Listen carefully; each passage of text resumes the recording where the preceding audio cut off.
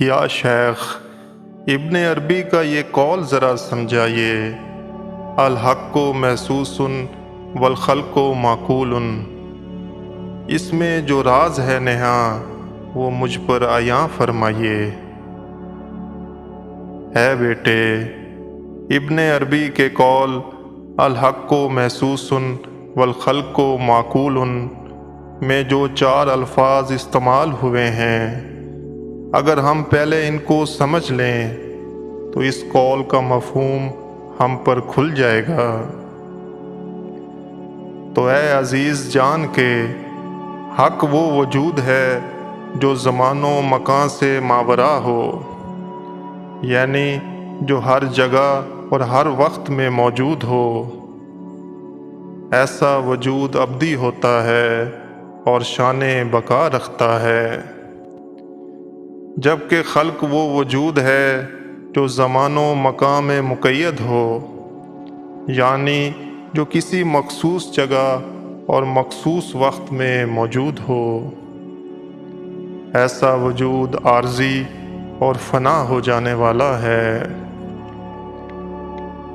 محسوسات سے مراد حسی ادراکات ہیں، یعنی آنکھ کے ذریعے دیکھنے سے، کان کے ذریعے سننے سے، ناک کے ذریعے سونگھنے سے، ہاتھ کے ذریعے چھونے سے اور زبان کے ذریعے بولنے سے جو معلومات و ادراکات ہمیں حاصل ہوتے ہیں، ان کو محسوسات کہتے ہیں۔ ان ظاہری حواس کے ذریعے بیرونی اشیاء کے نقوش ہمارے ذہن میں محفوظ ہو جاتے ہیں۔ معقول سے مراد عقل کے ذریعے حاصل ہونے والا ادراک ہے۔ عقل بھی 5 حواس کا مجموعہ ہے جنہیں باطنی حواس کہتے ہیں، یعنی کہ حس مشترک، حس خیال، حس حافظہ، حس واہمہ اور حس متفکرہ۔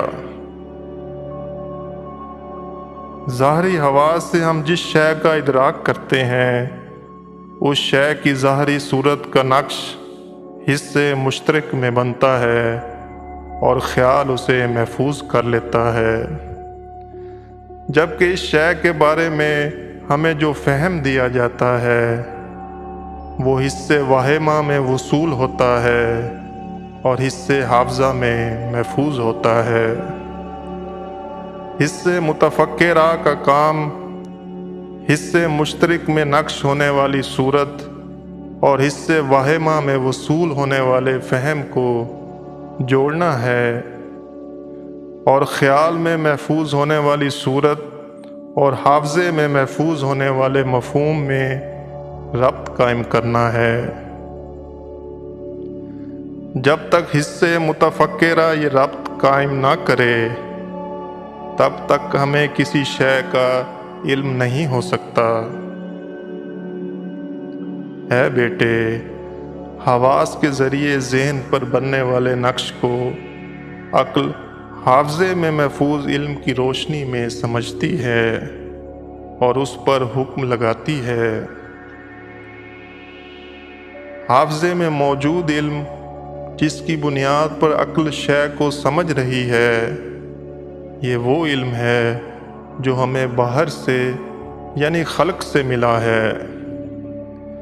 اس علم کو علم حصولی کہتے ہیں، جو خلق کی طرح محدود اور ناپائیدار ہے۔ یہ علم اپنے عالم کو شے کی صورت سے تو آگاہ کرتا ہے، مگر شے کی حقیقت سے حجاب میں رکھتا ہے۔ اے بیٹے، حقیقت تو یہ ہے کہ ظاہر میں ذات حق کے سوا کوئی موجود نہیں، جیسا کہ قرآن میں فرمایا گیا، وہی اول ہے، وہی آخر ہے، وہی ظاہر ہے، وہی باطن ہے۔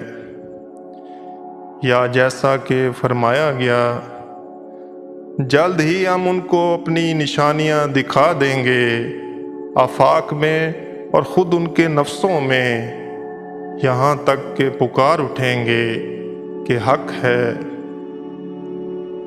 یعنی انفس میں بھی حق ہے اور آفاق میں بھی۔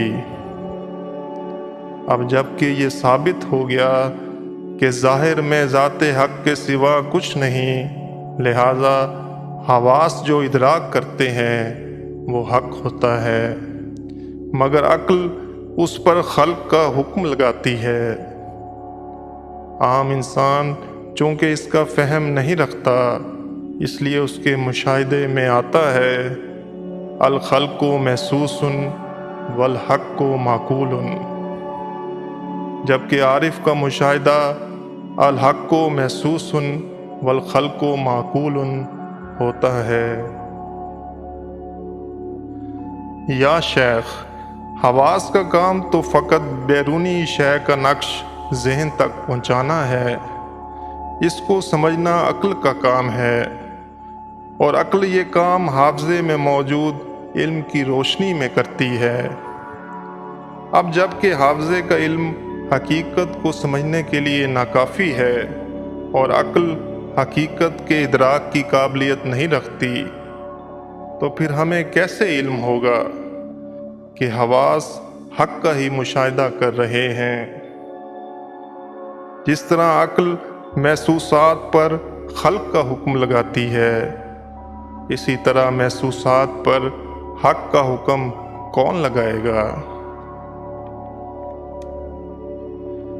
اے بیٹے، خلق کے ادراک و عرفان کے لیے عقل ہے، اور حق کے ادراک و عرفان کے لیے عشق و وجدان ہے۔ عشق محسوسات پر حق کا حکم اس حقیقی علم کی روشنی میں لگاتا ہے جو روح میں محفوظ ہے۔ روح کو یہ علم ذات حق کا عطا کردہ ہے، جیسا کہ فرمایا گیا، اور سکھا دیے اللہ نے آدم کو کل اسماء، یا جیسا کہ یہ فرمایا گیا، جس نے انسان کو وہ سکھایا جو وہ جانتا نہ تھا۔ مرید مرشد کامل کی صحبت اور مجاہدات کے ذریعے اس قابل ہو جاتا ہے کہ عقل سے گزر کر اپنے اندر وجدان کی صلاحیت کو بیدار کر لے، جیسا کہ اقبال نے فرمایا، گزر جا عقل سے آگے کہ یہ نور، چراغ راہ ہے منزل نہیں ہے۔ اے بیٹے، انسان کے ذہن کی مثال اینک کی مانند ہے، جس رنگ کی ہوگی اشیاء بھی اسی رنگ کی نظر آئیں گی۔ جب تک ہم اینک نہیں اتاریں گے، اشیاء کی حقیقی رنگ سے واقف نہ ہو سکیں گے۔ انسانی ذہن جن عقائد و نظریات میں پختہ ہوتا ہے، انہی کی روشنی میں وہ اشیاء کو سمجھتا اور دیکھتا ہے۔ جیسے روشن دان سے گزرنے والی روشنی شیشے کے رنگ میں ڈھل جاتی ہے، جو کہ اس کا حقیقی رنگ نہیں ہوتا، اسی طرح اشیاء ہمارے عقائد و نظریات کے مطابق ہمیں نظر آتی ہیں، نہ کہ ویسی جیسی حقیقت میں وہ ہیں۔ مرید مرشد کی صحبت میں رہ کر اور مجاہدات کے ذریعے اپنے ذہن کو ان فرسودہ نظریات اور خلقی خیالات سے خالی کر دیتا ہے۔ اس کو تصوف کی اصطلاح میں صفائی قلب کہتے ہیں، جس کے بعد اشیاء کی حقیقت کو ادراک کرنے کی صلاحیت مرید میں بیدار ہو جاتی ہے۔ جیسا کہ ہمارے نبی صلی اللہ علیہ وآلہ وسلم یہ دعا مانگا کرتے تھے، اے اللہ، مجھے اشیاء کی حقیقت دکھا جیسی کہ وہ ہیں۔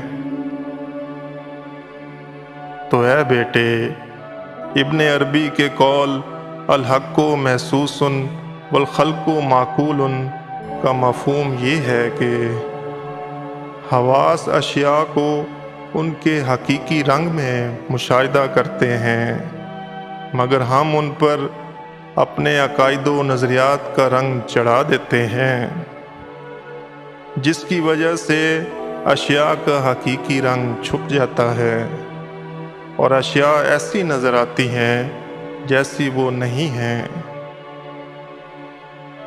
اسے قرآن میں مختلف انداز سے بیان کیا گیا ہے۔ جو لوگ عقل سے مغلوب ہو کر حقیقت سے غافل ہیں، ان کے بارے میں فرمایا گیا، صم بکم عمی فہم لا یرجعون۔ صم یعنی حق کو سنتے ہیں مگر سمجھتے ہیں کہ خلق کو سن رہے ہیں۔ بکمن حق ان میں بول رہا ہے مگر سمجھتے ہیں کہ خلق بول رہی ہے۔ عمیٌ حق کو دیکھتے ہیں مگر سمجھتے ہیں کہ خلق کو دیکھ رہے ہیں۔ فہم لا یرجعون بس وہ حقیقت کی طرف نہیں لوٹتے۔ اور وہ لوگ جو حقیقت کا ادراک رکھتے ہیں، ان کے بارے میں فرمایا گیا، ہم نے اللہ کا رنگ اپنے اوپر چڑھا لیا ہے، اور اللہ کے رنگ سے بہتر کس کا رنگ ہے، اور ہم اسی کی عبادت کرنے والے ہیں۔ یا شیخ محترم، کیا ہم پھر خلق کو معدوم اور محض وہم سمجھیں؟ اے بیٹے، ابن عربی جس خلق کو معقول اور میں معدوم کہہ رہا ہوں، اس سے مراد اشیاء کے بارے میں وہ معرفت ہے جو ہمیں خلق سے حاصل ہوئی ہے، اور حق سے مراد اشیاء کی وہ معرفت ہے جو ہمیں ذات حق نے اپنے انبیاء کے ذریعے عطا فرمائی ہے۔ اے میرے شیخ، اللہ آپ سے راضی ہو، میں ابن عربی کے اس قول کو بہت دقیق اور فہم سے بالا سمجھا تھا، لیکن آپ نے اس مشکل کو آسان فرما دیا اور مجھ پر عیاں فرمایا کہ یہ تو ہمارے روزمرہ کے تجربے اور وجود کی اس حالت کے بارے میں بات ہو رہی ہے جس میں سے ہم ہر وقت گزر رہے ہیں۔ اے راہ حق کے مسافر، اللہ تجھ پر حقیقت کو اور واضح کرے۔ جان کے فلسفیوں کی بات اپنی پیچیدگی کی وجہ سے سمجھ نہیں آتی، اور عارفوں کی بات اپنی سادگی کی وجہ سے سمجھ نہیں آتی۔ فلسفی کا قول سمجھنے کے لیے اس کا نقطۂ نظر سمجھنا ضروری ہے، جبکہ عارف کا قول سمجھنے کے لیے اپنی ذات کو سمجھنا ضروری ہے۔ جس کے اندر الجھن ہے اس کے کلام میں بھی الجھاؤ ہوگا۔ دیکھو سورہ القمر میں اللہ نے کیا فرمایا، اور ہم نے قرآن کو سمجھنے کے لیے آسان کر دیا ہے، تو کوئی ہے جو سمجھے؟ قرآن سے مراد حقائق کا علم ہے۔ اے بیٹے، حقیقت تو بہت سادہ ہے، اور یہی سادگی ہمارے لیے اس کے ادراک میں حجاب بنی ہوئی ہے، کیونکہ عقل چیزوں کو پیچیدہ بنا کر سمجھنے کی کوشش کرتی ہے، تاکہ اگر سمجھ جائے تو فخر کر سکے، اور نہ سمجھ سکے تو شرمندگی نہ ہو۔